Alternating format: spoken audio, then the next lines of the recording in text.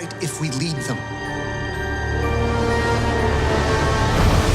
People keep telling me they know me. No one does. What's up, everybody? It's your boy E.Musical, and today I'm coming at you guys with some more speculation on Star Wars. So my last video got a few more likes than usual. If you look at the number, you're gonna laugh. And it got a few more views than usual. Again, if you look at the number, you'll laugh.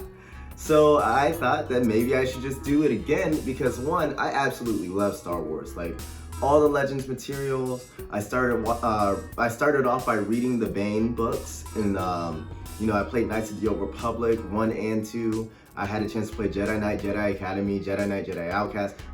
So I've been pretty, deep into the lore. Pretty deep into the lore. So, anyways, I want to speculate on a few theories that are floating around the internet, and then there's one in particular that I'm saving for last that is just like, it's really ridiculous until you think about it. So let's get into it. The Palpatine theory. Oh boy. Now, I don't exactly like the Palpatine clone theory. Oh, Rey is a clone of Palpatine. Just because I'm used to the Legends comics, and for the most part, all of Palpatine's clones were pretty evil, and there was repeated fights and repeated battles, and Luke had to kill a crap ton of clones, basically. So just to have a clone of Palpatine wind up being a woman who's now the hero, and it's weird. It kind of doesn't make sense to me. A lot of people are like, oh, well, she's such a Mary Sue, blah, blah, blah, blah, just because she's so powerful. But if you played Knights of the Old Republic, or if you played if you played Knights of the Old Republic 1 and 2, you'll find that there are people that are just like stupid powerful in the Force.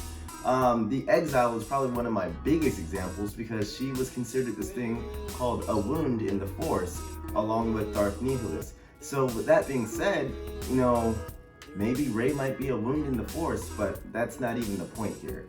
I don't even want to go into the theory of her being a descendant of Palpatine. I'm just not too big on it. Not only that, but she doesn't resemble the electric nutsack at all. So, there's that. They're like, oh, the stabbing motion. But that's so generic. That's stupid. That's just like being like, oh, I'm the son of Mike Tyson because I can throw a right hook. What? Stabbing is a universal thing for swordsmanship. I don't understand. I don't understand. Moving on though. I love this theory. What if she is an Amidala? That'd be dope. This theory here is very interesting to me because the thought of her being an Amidala is very poetic for the series. So again, I'm gonna hark back onto Knights of the Old Republic, and you'll see how randomly and rarely, as a matter of fact, through a few of the other books and Legends comic books, you'll see the theme of the taboo of love being a thing, and how it kind of just overrides everything. The Force is if the Force really wanted to correct something, it would just make people fall in love, essentially.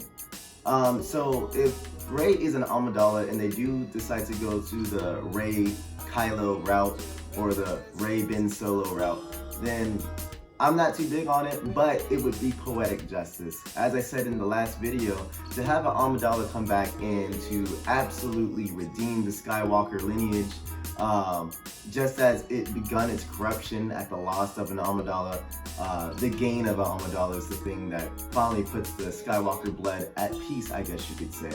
So if that were to be a thing, that would be awesome. Not only that, but Force-sensitive Amidalas, that sounds kind of cool because I'm pretty sure we've all imagined what Padme would be like if she were a Jedi. What if Shmi Skywalker is the gateway to power, essentially? This next theory is kind of interesting. So what if Rey actually is a Skywalker through Shmi? We don't exactly know too much of the details of Shmi's life. Kind of say that she was out there like messing around and whatnot, even though Qui-Gon seemed, kind of, familiar with her. I'm not even gonna get into that. We don't know that maybe she had another child and it was kept secret. The reason why I'm bringing this up is because that would change the entire dynamic of all of Star Wars, which is what they said they would do with Episode 9. So how can you change that? Well, the best way to change an entirety of a movie, like 9 movies long, is obviously change the beginning. See, if you affect the prequels, it will make you look at everything else differently. That would be the easiest way to target. So let's just say Shmi, remarries, gets another kid. Now, this is gonna be like, okay, then why would that family be even powerful? Because Anakin was essentially just manifested through the Force through Shmi's womb, and then there we go. We basically have someone who's half being, half Force entity, essentially. So it makes sense for his bloodline to be strong. But what if there was like a residual effect by that being something that was done to Shmi in the background of the storyline? Then what if maybe the Force just treated Shmi as just this harbinger for really strong Force entities, basically making her a nexus of being able to make really strong Force spawns. It sounds kind of crazy, but the Force does some crazy things. So I wouldn't put it past that. And the thing is, what would make it crazy is if everyone knew, but everyone kept it secret because they didn't want people to know. They didn't want to have Shmi captured or something like that and just used to produce really strong Force-wielding soldiers, essentially. Which, one, that's really dark and morbid and touches topics that are just awful. But at the same time, that's something that you would not want. Imagine like a crap ton of Anakins all at once going ballistic. But the last theory, oh man, buckle your seatbelts. It's gonna be a bumpy ride. Our heroes are the originals? So check this out. What if, right? Everyone's talking about this clone stuff. Clones, all these clones. I am not doubting clones whatsoever. Though it is a tricky thing, you'll see in a lot of the Spider-Man universe that clones, telling a story with clones can be a little tricky. It can get really messy really quick. So this theory is super, super messy. I was talking with some friends, we were just laughing about stuff, and then this one hit me. I was laughing at it at first until I thought about it, and I was like, oh my god. Alright, so we're all saying, what if Rey's a clone? Or, whatever. But no one's actually questioning the origins of Finn and Poe Dameron. We know that Poe Dameron grew up on a planet and he is Force sensitive, as it was alluded in his comic. But what if those memories were just simply implanted? Or what if those memories, check this, are from a time a long, long ago? Here we go. So the theory goes, what if Poe, Finn, and Rey aren't clones, but originals? And everyone from the prequels were actually clones. Everyone who died and became one with the Force and became a Force ghost, completely originals. But everyone who kind of just seemed like out of character for what they are and what they do, just a little bit. Say for example, Mace Windu. What if Finn actually is the original and Mace is actually the clone of Finn? How would this happen? Finn was actually in cryostasis the entire time.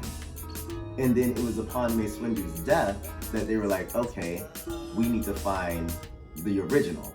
They wind up finding the original, and next thing you know, awakening him, he's a stormtrooper now, blah, blah, blah, blah, blah. That sounds absolutely crazy until you realize that Mace Windu was a bit aggressive. He was really aggressive. The way he spoke was aggressive. The way he handled things was aggressive. The dude was aggressive, all right? He was just aggressive. But Finn, on the other hand, completely not, but he gravitates to combat very well. If you check in the other movies, he gravitated towards using a lightsaber, and he used it quite efficiently for a person who's never used a lightsaber whatsoever. I mean, he actually like got some hits in, at least. And then when you saw the battle with Captain Phasma, again, he was able to tap into this aggression, but at the same time, snap right out of it, happy-go-lucky, boom. It was like he had control over his emotions or something. Like he just knew how to harness just a little bit of that darkness or a little bit of that anger, that rage, that aggression, almost like Vapad. Think about that. And for those of you who are these huge Rey Palpatine fans, what if Rey is the original Palpatine and Darth Sidious is actually the clone? She was really powerful in the Force. She's put into cryostasis. This guy wakes up out of his little clone whatever, realizes he has all this power, gets found by Darth Plagueis. The next thing you know it, bada bing, bada boom, here we are. And the reason why I'm going off of this is because clones typically go ballistic in most storylines. They either fly off the handle, or they think they're the originals, or something crazy always goes wrong when it comes to clones. So at first it sounds kind of crazy until you look at why there's so many things that it just seemed like everyone just had going for them without them actually trying. I don't know, it's just a theory. But I hope you like this video. Please make sure you like and subscribe.